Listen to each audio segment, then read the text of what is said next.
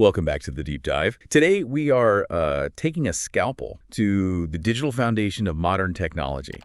We're focusing on the crucial components that really form the backbone of, well, virtually every IT system out there. The fundamentals. Exactly. Yeah. The characteristics of storage media and the critical implications of how we choose to process data. And our mission today, it isn't just to define these parts. It's really to distill the essential trade-offs that determine why certain decisions are made. Right. We want to understand the hidden costs and benefits. You know, why do system builders pick an expensive superfast drive, for one thing? And then a cheap massive one for something else. Yeah, exactly. Yeah. Or what are the real performance costs of, say, prioritizing manual oversight instead of just going for lightning-fast automation? And this is where it gets interesting, because IT systems become less about pure technology and more about managing constrained resources. Okay. I mean, sure, we can categorize storage and processing by objective metrics, gigabytes, clock speed, whatever. But the final choice, it's never arbitrary. It always, and I mean always, depends entirely on specific user needs. And, of course, the budget, you have to meet them. Understanding that relationship is key. Every benefit has a cost or a compromise. That sets the perfect context. We're looking for those points of tension where the compromises have to be made. Okay, let's unpack this. So we're going to start where all data begins its life in a system, storage media. Our analysis shows that these devices, and we're talking about everything from old spinning hard drives to SSDs, even cloud infrastructure, they all differ across 4 major areas. 4 key characteristics. These are basically the dials that every designer has to turn when they're trying to optimize a system. Precisely. When you're selecting media, it doesn't matter if it's for a giant corporate data center or your own gaming PC. You're always balancing the same 4 things: capacity, cost, speed, and compatibility. And they're often in conflict. They're often in direct opposition. That's the fundamental engineering challenge. You just can't maximize all 4 at the same time. So, understanding which levers to push and pull, that's what defines the success of the system. Let's look at capacity and cost together then, because they seem intrinsically linked by that one crucial metric, cost per gigabyte.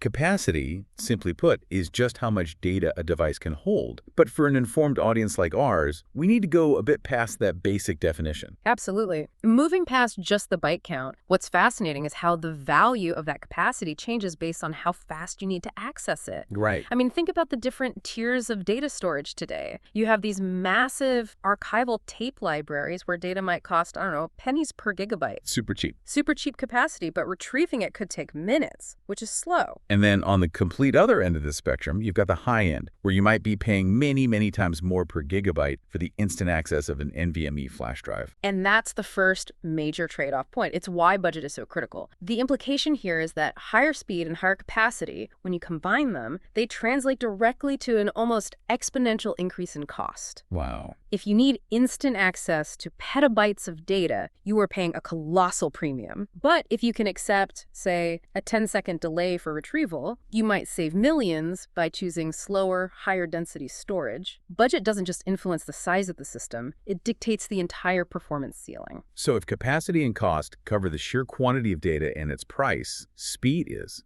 Well, that's where the rubber meets the road for performance.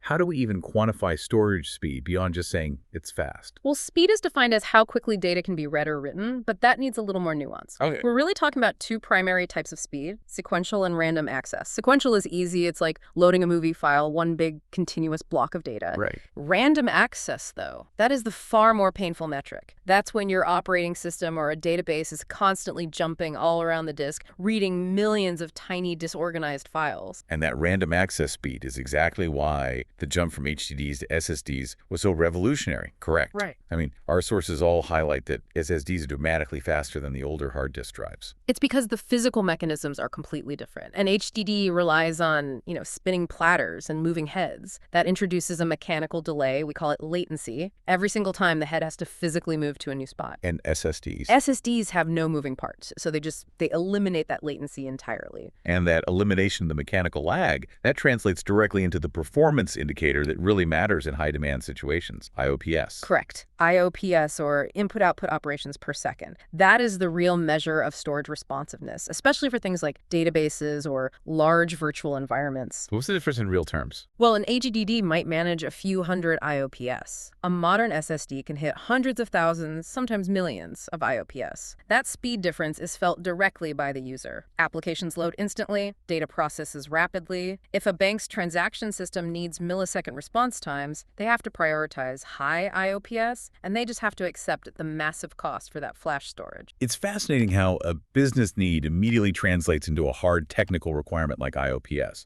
But okay, we've covered capacity, cost, and speed. Now for the gatekeeper characteristic, compatibility. Why is this the final piece that decides if any of those other choices even matter? Compatibility is the practical necessity that stops you from making a catastrophic mistake. It just defines whether the media will physically and logically work with your system. So if it doesn't fit. If you spec out the world's fastest SSD, but it doesn't fit the slot or speak the right language, then it's just a very, very expensive paperweight. And in modern systems, that often comes down to the connection formats. The sources mention specific acronyms like SATA versus NVE. For our listener, can we quickly differentiate what those terms mean in the real world? Absolutely. So SATA, that's the older standardized connection protocol that HDDs and early SSDs used. It runs on a relatively slow bus, so it kind of maxes out the data transfer rate pretty quickly. And NVMe. NVMe, or non-volatile memory express, is the game changer. It uses the super fast direct connection of the PCIe bus. It's the same technology that high-end graphics cards use. So NVMe isn't just a faster plug, it's using a completely different, much wider highway to move all that data. Exactly. And if your system is old or it wasn't designed with the right PCIe lanes, that cutting-edge NVMe drive either won't work or worse, it'll run way slower than intended. The real benefit of checking compatibility, the connectors, the physical size, the protocol, is preventing system failure and making sure you actually get the performance you paid for. That wraps up the 4 pillars of storage pretty well. We've talked about data just sitting there, but an IT system isn't a warehouse. It's a processing plant. So let's shift gears now from storage media to the activity that actually defines the system, data processing. Right. Once the data is stored, the next step is always to manipulate or analyze it. And this process really comes down to 2 strategic choices. You can process data manually or automatically. And I'm guessing there's a trade-off. And just like with storage, the choice is entirely determined by the trade-off you need to make between speed and accuracy. Let's start with manual processing. The immediate assumption is that manual is just bad. It's slow, it's error-prone. But that must be an oversimplification, right? I mean, why would any modern company choose to involve humans? That's a critical question. Manual processing, so data handling done entirely by humans, is chosen when the task requires subjective human judgment or interpretation or handling some weird exception that no algorithm can replicate just yet.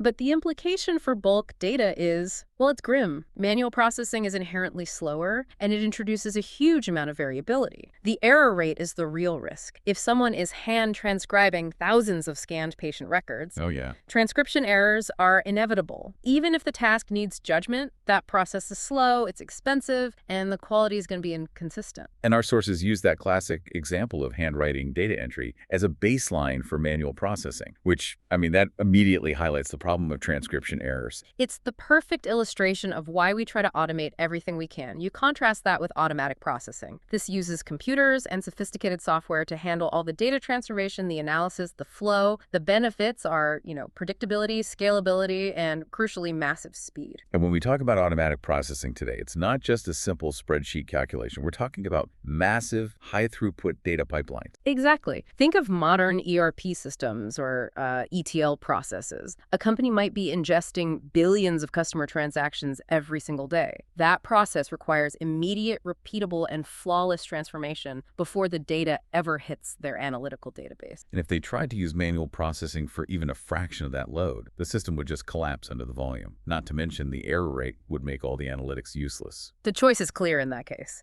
The scale and the need for near-perfect consistency demand automatic processing. And the beauty of automation is that once the system is designed and it's validated, the processing accuracy is near 100%, and the speed is limited only by your hardware, which, of course, cycles right back to our discussion about SSDs and IOPS. Did you invest up front? You invest heavily up front in the software and the system precisely to eliminate all those variable costs, time delays, and human errors that come with manual oversight. So ultimately, the principle is consistent across both storage and processing. Every design decision is a trade-off. The choice between manual and automatic really just hinges on whether the priority is high speed and accuracy, which points to automation. Or if the task requires human interpretation, which means you have to go the manual route, even if it means you accept the higher error rates and slower speed. that ability to tolerate error or the ability to pay for speed, that's really the central challenge in all of IT system design. This has been a really comprehensive deep dive.